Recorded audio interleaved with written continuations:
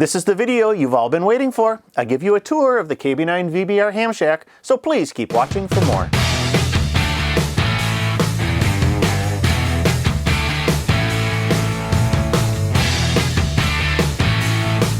Hi, I'm Michael, KB9VBR, your host for Ham Radio Q&A. I'm on a mission to inspire and educate the amateur radio community, so if this is your first time watching, please consider hitting that subscribe button. Well, I've received an awful lot of requests over the last year or so to give a tour of my current ham radio shack. And I've kind of been putting it off because I was doing a little bit of changes and modifications, but now with the arrival of our new HF rig, I thought now would be a good time to kind of take you through all of the bits and pieces that kind of put together the KB9VBR radio room.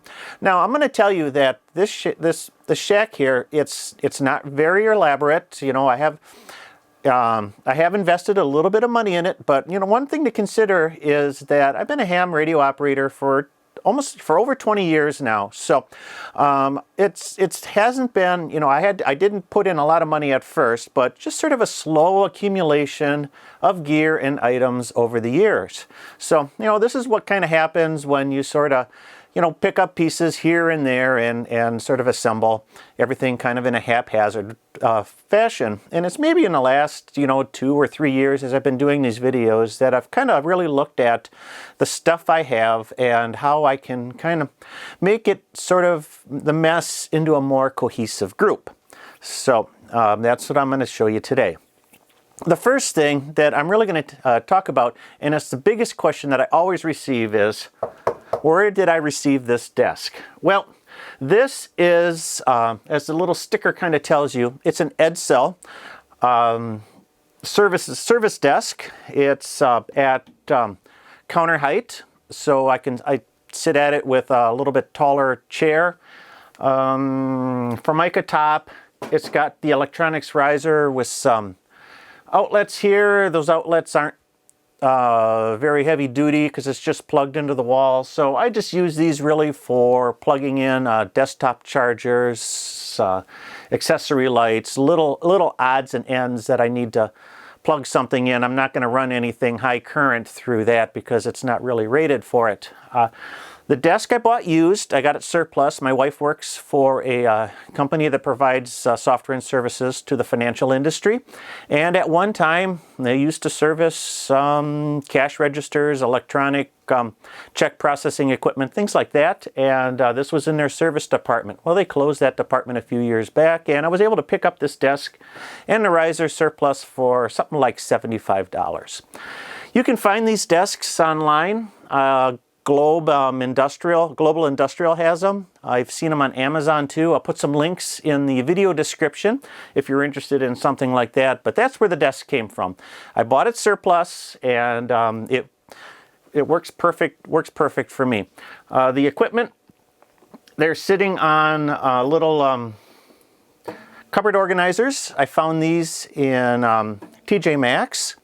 And they seem to work quite well to give me a sort of a little second level to park the radios on. The FT DX3000 fits right underneath this one. I was kind of surprised for that. Otherwise, I thought I might have to sort of do some modifications to it. But so far, so good. Everything works out. You know, they were like $5-10 a piece at TJ Maxx, so not quite that expensive. Moving on, we'll kind of work from this way over to this way so you can see the stuff behind me.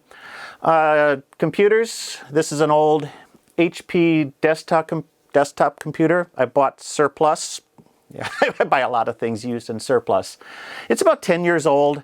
I bought it a few years back. The University of Wisconsin-Stevens Point's got a surplus store, so I picked it up for, I think I paid about $100 for it back about 3 years ago. It runs Windows 10. It's slower than molasses, but it's got enough horsepower yet to run some of those ham radio applications like MMS-TV, FL-Digi, WSJT. So it's good enough for that, but anything that requires any kind of processing power, it really starts to choke.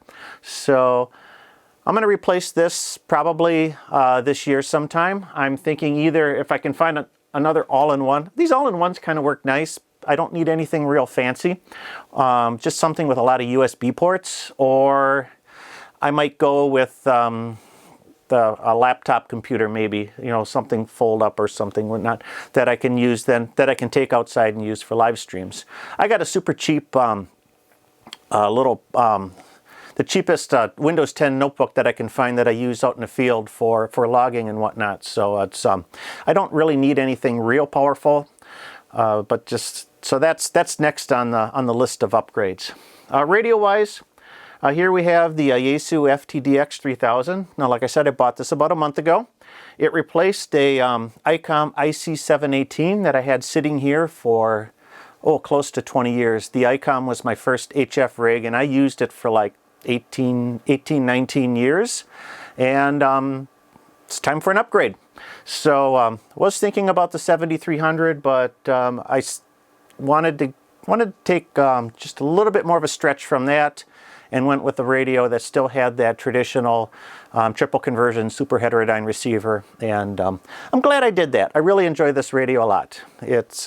It's really working well for me, and it's been a fine addition to the shack. And we'll do some more videos on it as we move along.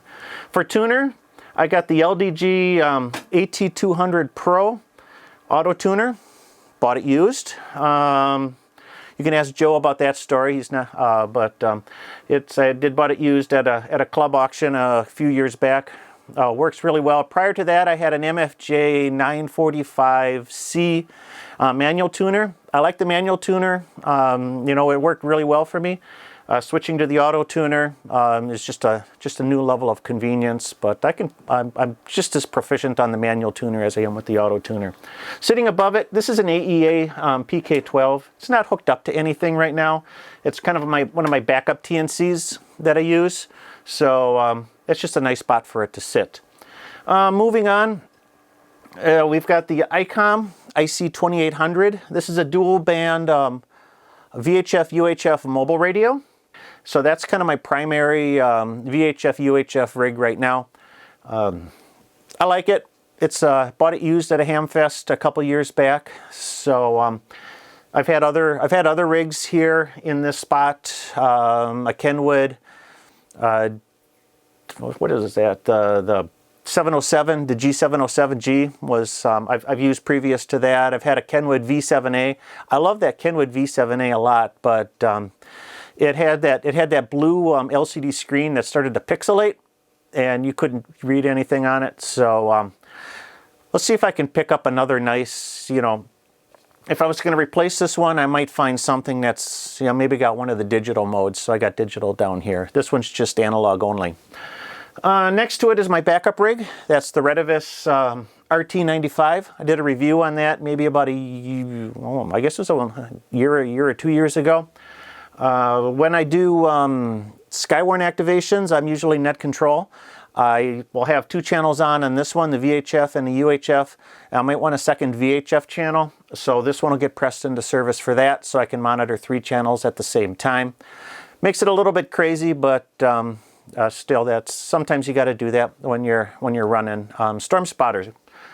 Below it, I've got this Icom Ic 2100. It's the original I think it's the 2100H.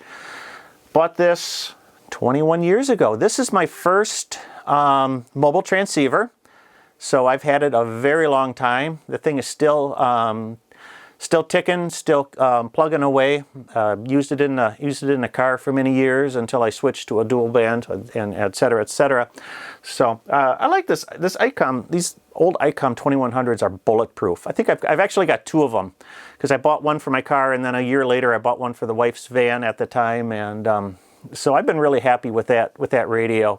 And I think the current generation of the 2100 is probably just as nice as the original big aluminum heatsink. Currently, I got this set up as my VHF digital radio. So it does 2 functions. Number 1, and what it's doing right now is it's set up as an APRS low-level digipeater. What that means is that with my handheld radio, the FT3DR, APRS doesn't work very well in the house for, you know, whatever reason, you know, because, you know, signals have a hard time getting into the house. So I set this up as a low-level digipeater so that I can get in and out with the APRS. It's on a very low antenna. Just one of my J-pole antennas up about 10 feet. So it covers the neighborhood, perfect for doing that. I got a video on how to set up your own portable digipeater, and I'll just put a link to that up there so you can see how that's set up. Above that is the Cantronics KPC3 TNC. So it's my primary TNC that I use for APRS. I also use this for packet radio. I can switch to a packet channel. I got it hooked up to the computer via a USB to RS-232 interface. So I can do packet radio, I can do WinLink with it. I've also, I can run it through a sound card if I want to do, say, slow scan television to pick up the International Space Station with it. So that's my primary, like I said, VHF digital radio. Next to that is my key. This is a bencher. What is that? The BB. It's the set of bencher paddles. I got a couple other keys. I got a bencher straight key. I've got an old J38 I picked up on eBay. Bought this used at a Hamfest. Was priced for about 50 bucks, so I couldn't pass up that deal. Don't have it hooked up right now, but I have it setting there because it's supposed to be my motivation to reacquaint myself with Morse code. I took the code test 21 years ago when I got my Technician Plus license. So it's on my bucket list of things to do when things aren't so busy. Well, when are things not so busy? But we'll get that thing back on the air. And then behind me, what I'll do is I'll just kind of switch the camera over to second angle so you can kind of see the handhelds and what's sitting behind me. But before I do that, I'll just talk a little bit about antennas. I've got, for the HF rig, I use a G5RV. It's strung over the house. Now I live in a residential neighborhood, so space is a little bit of a premium. I don't have a whole lot of room to work with. The G5RV, the apex is at the house. One end is on a boulevard tree, the other end is tight off the garage. It works beautifully. It fits my property just right, and 80 through 10 meters. It does the job. I can talk wherever I want to talk. I also, in the wintertime, I also set up Wolf River coils, a Silver Bullet 1000 in the backyard, spread out the radios, and have a nice vertical antenna. I take that down in the summer because the verticals are just sitting on the ground, and so that gives me a little bit of option there. And then for VHF, UHF, it's, like I said, the Cushcraft AR270 on the roof. And then also I've got a J-pole that's off on just on the side of the property, up about 10 feet with a piece of conduit as a mast pipe. And that's about it. I don't have room for a lot more antennas. I can kind of, I've got connections running out of the house, so I can set up a portable antenna in the backyard if I want to. But so if I need another band or if I want another mode or something like that, I can do that. But otherwise, that's not, I don't have an impressive antenna farm because when you live in the city, you do what you got to do. So I'm going to switch to the second angle here, and we can look at what's behind me. All right, switching over so you can kind of see what's behind me here. I'll just kind of go through the stuff on the top and then on the behind.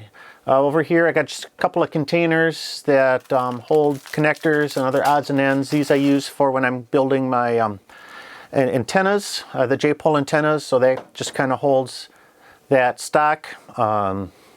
Label maker. Right here, the ATV down converter. I picked this up used, of course, at a Hamfest. ATV or amateur television, something I really like to play with, and bought this with the intention of doing a video on it, so that's still on my list of projects. Well, hopefully we can get one of those put together.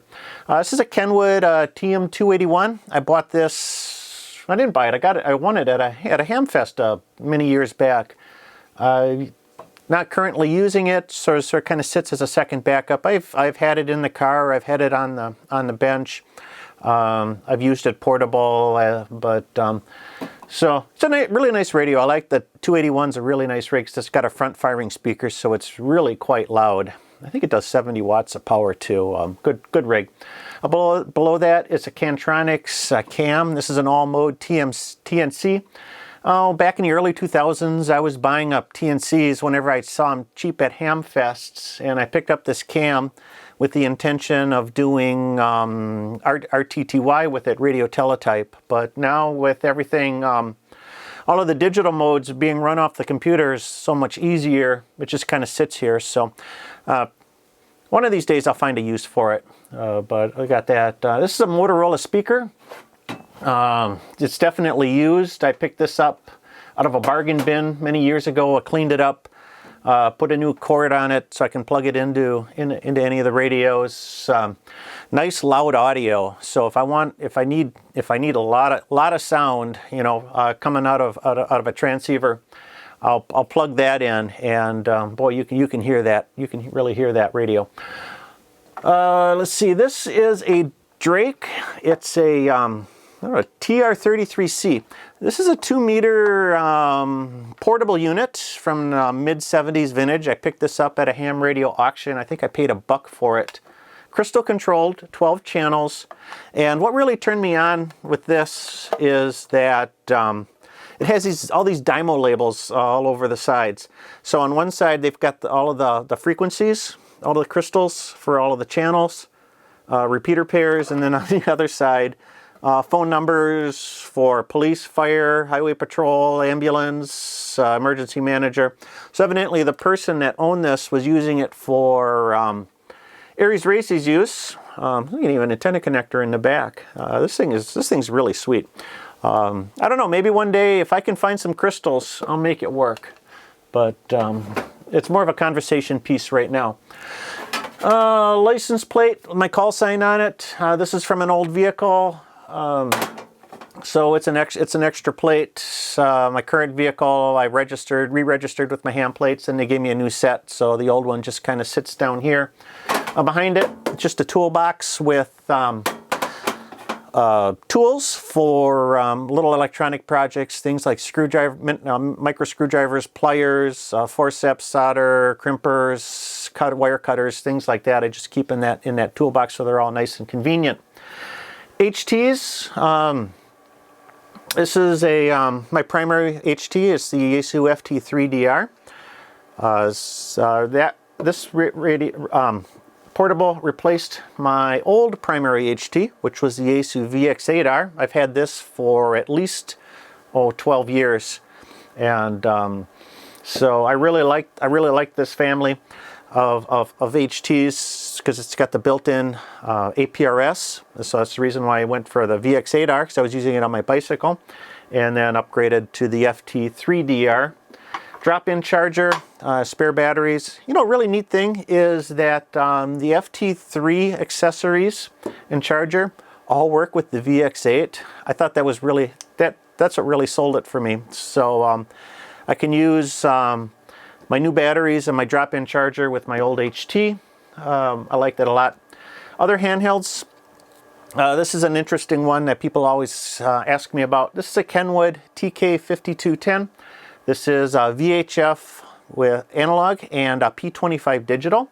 I bought this many years ago to use as a police and fire scanner because back about almost 10 years ago, our public safety switched to P25 digital. So I got a digital radio so I could listen to them. And a couple years ago, they upgraded to P25 encrypted. That doesn't really work too well as a scanner anymore, but I do have it because we've got a P25 repeater, amateur repeater in the area, and this thing's a brick. It's nice, a rugged radio. So this is like my second backup. I pull it out occasionally and use it to keep it running. I got some DMR radios sitting here, you know, the Alliance HD1, the TID DP580. This thing is nice for to access my hotspot. It's just a little UHF one. Behind it here, let's see, Icom IC2AT. Bought this many years ago at a ham fest. It's really obsolete because it doesn't have PL in it anymore, so can't really use it on anything. I suppose you could use it for simplex or whatnot. Like I said, you know, more of a collector's conversation piece. This is an Icom Ic3 AT. This is 220 handheld, one of my 220 radios. I like the 220 band a lot, so I got a couple of those. I'll pull that out every once in a while. This is a Kenwood TR255 2-meter all-mode transceiver. Picked this up at a ham fest. The price was right, so got a really good deal on that, and gives me 2-meter sideband. So it's a fun little rig. We'll pull that out for this summer, hopefully, when things kind of cool down and we can do some outdoor activations and stuff. We might do a video on that transceiver. W9SMAW. Other odds and ends include the just a coffee mug with pens and scissors and other kind of just little desktop accessories. My soldering station, this is a Weller WES50. I've had this for a very long time. Good, nice, I like that a lot. Power supplies, I haven't really talked about the power supply, have I? Astron SS25M, that's a 25 amp switching power supply. That mainly provides power for the HF transceiver, and I think the VHF one, UHF might be plugged in there too. And then I got an older 20 amp trip light regulated supply sitting next to it, and that's, I think that runs some of the other radios. So that's, I'm thinking of this year, probably sometime I might consolidate those into a larger, maybe a 35 or a 50 amp power supply, and move that off the desk or something. So that's on my list of things to do. And then finally is my Notepad. You know, years ago, you know, I used to keep just like scrap paper on the desk and write notes as you're on the air and whatnot. But then you get all these pieces of paper and whatnot, and it became kind of a mess. So I got myself a Steno Pad, and I like this a lot because everything is just kind of organized. You know, I take notes. So you say if I'm on a net or something, I'll jot down that information there. If I hear random call signs on the air, I might write those down and whatnot. If I work a station, you know, I can just write it down, date it, and put a time on it, and this kind of becomes my station log.